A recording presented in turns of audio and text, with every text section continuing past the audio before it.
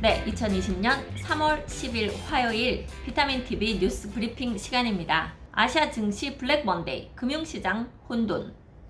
신종 코로나 바이러스 감염증이 팬데믹 단계에 접어들었다는 공포가 확산되고 국제유가 폭락 쇼크까지 더해지면서 국내 증시가 4% 넘게 추락하며 주저앉았다.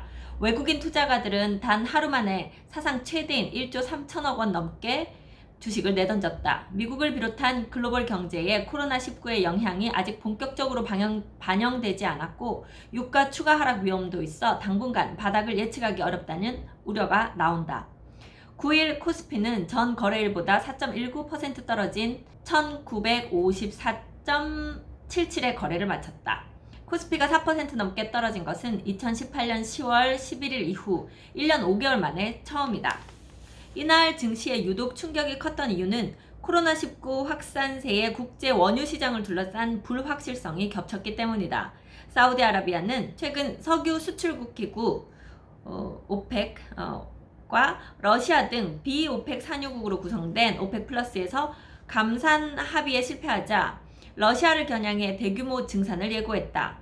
원유 생산량을 하루 약 970만 배럴에서 1000만 배럴로 늘리고 상황에 따라 1200만 배럴까지 확대할 수 있다는 것이다. 이에 미국 뉴욕 선물시장에서 서부 텍사스산 원유는 8일 한때 30% 넘게 하락해 배럴당 28.54달러에 거래되기도 했다.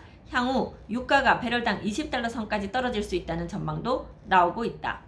비슷한 상황이 연출된 2015년에서 16년 당시에는 저유가로 인해 수많은 미국 시엘가스 기업들과 이에 투자한 글로벌 기업들이 자산을 매각해 적자를 메우거나 결국 파산했다. 현재 코로나19 여파로 글로벌 경기 상황이 당시보다 더 나쁘다는 점을 고려하면 국제 원유 시장을 비롯해 세계 경제에 더 큰 충격을 안길 수 있다는 분석이 나온다. 금융권에서는 가뜩이나 약해진 증시가 회복하기까지는 상당한 시간이 걸릴 것으로 내다보고 있다. 박상현 하이투자증권 연구원은 코로나19 확산에 이은 유가 급락으로 글로벌 금융시장이 극심한 혼돈 양상을 보여줬다며 유가를 둘러싼 치킨게임은 글로벌 신용 위험을 높이고 금융시장에도 큰 위협이 될 수 있다고 말했다.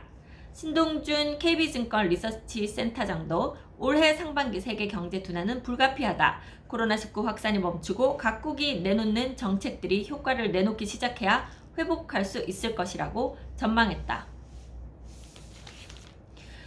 네, 금융 쪽도 지금 많이 힘들고 부동산은 규제로 인해서 또 지금 여러 가지 힘든 점들이 많고 그다음에 경제는 다들 아우성이고 그런 상황이네요.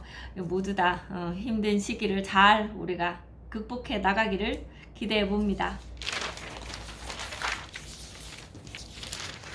네, 이어서 그 경제 쪽 자영업자들 얘기가 또 마음 아픈 얘기가 있네요. 읽어보겠습니다. 나 홀로 자영업자 소득 3년째 내리막, 코로나 반영된 최악 우려. 지난해까지 영세 사업자의 소득이 3년째 내리막인 것으로 나타났다. 특히 종업원이 있는 곳보다 혼자 일하는 1인 자영업자의 사정이 더 어려워진 것으로 집계됐다. 신종 코로나 바이러스 감염증 확산에 따른 영향이 본격적으로 반영되는 올 1분기에는 이런 영세업체들의 자금 사정이 더 심각해질 것으로 우려된다. 1인 자영업자가 소득 감소의 직격탄을 맞은 것은 이들이 경기 부진의 타격을 가장 크게 입고 있다는 뜻으로 해석된다. 또 최근 제조업에서 일자리를 잃은 중장년층이 준비 없이 생계형 창업에 많이 나선 데다 최저임금 인상 등으로 인건비를 감당하지 못한 자영업자들이 종업원을 내보내면서 전반적으로 1인 자영업자들의 소득이 떨어졌다는 분석도 나오고 있다. 유경준 한국기술교육대 교수는 경기 부진이 매출 감소로 이어졌고 인건비 상승이 각종 비용으로 전가됐다면서 버티기 어려워진 이들이 1인 자영업자로 몰락한 것도 한 요인이라고 말했다. 네, 금융 어렵고 또 경제 어려워서 자영업자들 어려운 이야기 읽어봤습니다. 네, 마곡 마지막 로또 청약 9단지 입주 후 갭 투자 가능. 서울주택도시공사가 공급하는 서울 강서구 마곡 9단지가 9일 신혼부부 다자녀 특별 공급을 시작으로 청약 일정에 돌입했다. 마곡 9단지는 앞서 이달 초 분양한 공공주택 과천 제이드자이와 달리 의무 거주 조항이 없어 관심이 더 높을 전망이다. 마곡 9단지는 서울 마지막 대규모 택지지구인 마곡지구에 사실상 막바지 대단지다. 5호선 마곡역, 9호선 공항철도 마곡나루역 사이에 위치한다. 전체 1529가구 중 임대 567가구, 분양 962가구가 공급된다. 전 가구가 전용 면적 59제곱미터 혹은 84제곱미터로 중소형 위주다. 분양 물량 중 70%가 특별 공급이며 일반 분양은 252가구다. 무주택자만 청약할 수 있으며 1년 이상 서울 거주자에게 우선 공급한다. 다자녀는 1년 이상 서울 거주자 50%, 수도권 50% 순이다. 특별 공급에만 소득 기준을 적용한다. 전매 제한은 10년이다. 그러나 실거주 의무 요건은 없다. 같은 공공분양인 과천 제이드자이는 개발 제한 구역을 해제해 조성 개발한 곳이어서 공공주택 특별법에 의거해 의무 거주 기간이 5년이지만 마곡지구는 도시개발사업법에 따라 추진해 의무 거주 기한이 없다. 직접 입주할 필요 없이 전세를 놓을 수 있어 자금이 부족한 사람에게 유리하다. 얼마만한 경쟁률이 나올지 뭐 기대가 됩니다. 네, 요거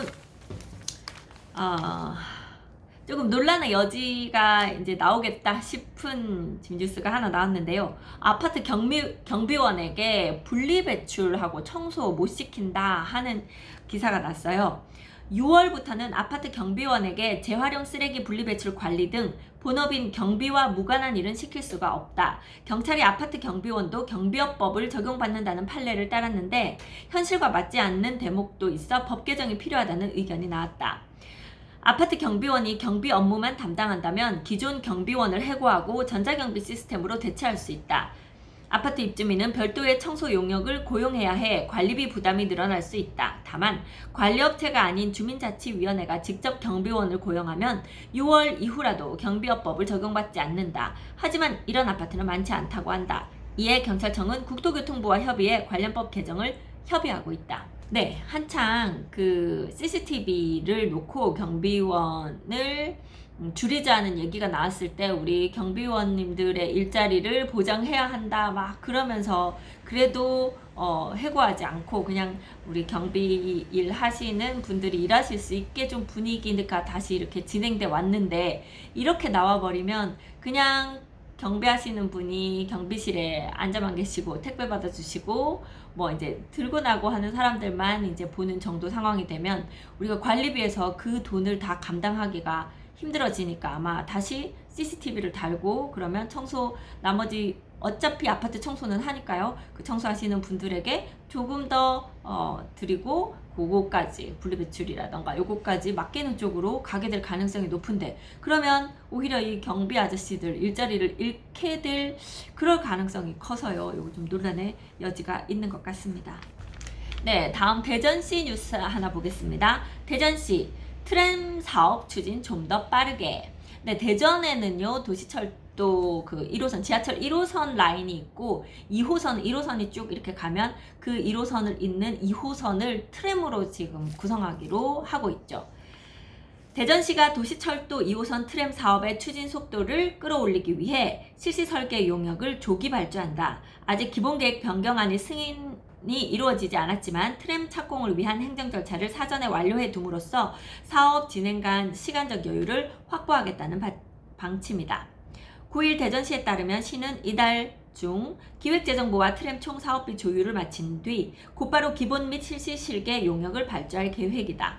앞서 시는 국토교통부 대도시권 광역교통위원회에 트램 기본계획안 승인을 신청해 놓은 상태다. 지자체의 도시철도 기본계획은 도시철도법에 따라 노선, 사업기간, 총 사업비 등을 포함해 기본계획안을 수립한 뒤 대광이 승인을 받게끔 규정돼 있다.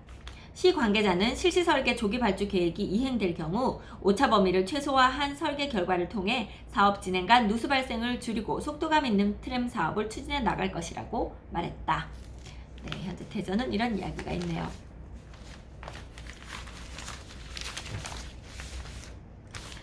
네, 이번에는요. 코로나 비껴간 충청권 경매. 아마 지금 경매 그 법원에서 이게 경매가 제대로 진행되고 있지 않다는 뉴스 어디서 본 것 같은데요. 그 와중에 여기 충청권에서 낙찰률이 높다 그런 이야기인 것 같아요. 한번 보겠습니다. 식을 줄 모르는 충청권 경매시장의 열기가 코로나19를 무색해 하고 있다. 전국적인 코로나 여파로 법정 휴정 또는 입찰기일이 변경되면서 진행되지 않은 경매 사건이 쌓이고 있지만 충청권 낙찰률은 고공행진 중이기 때문이다.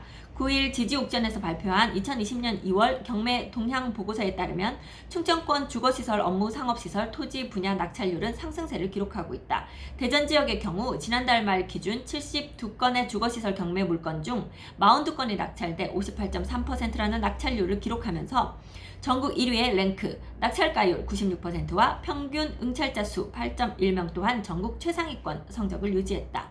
세종시 충남도 상황도 마찬가지. 세종의 경우 상대적으로 물건 수가 적지만 주거시설을 중심으로 높은 인기를 유지하고 있다. 주거시설에서 낙찰된 3건 중 2건이 세종지역 최다 응찰자 수 1위, 2위를 기록한 준공 5년 미만의 신축 아파트라는 점에서 감정가를 훌쩍 넘겨 낙찰된 것으로 집계됐다. 세종시는 준공 5년 미만이 엄청 많잖아요. 지역 부동산 업계 한 관계자는 대전, 세종, 충남의 경우 지역 내 거점 도심을 중심으로 경매시장이 안정권에 진입, 코로나 여파로 침체기를 맞고 있는 전국 경매시장과는 사뭇 대조적인 분위기를 형성하고 있다며, 그러나 충북은 경매 지표의 장기화된 부진 속 이상 변화가 예상되지 않고 있어 눈에 띄는 회복세를 보이지 못하고 있다고 말했다. 네, 오늘 비타민TV 뉴스는 여기까지 하겠습니다. 저는 미스터 홈즈 세종센터 박다영이었습니다. 감사합니다.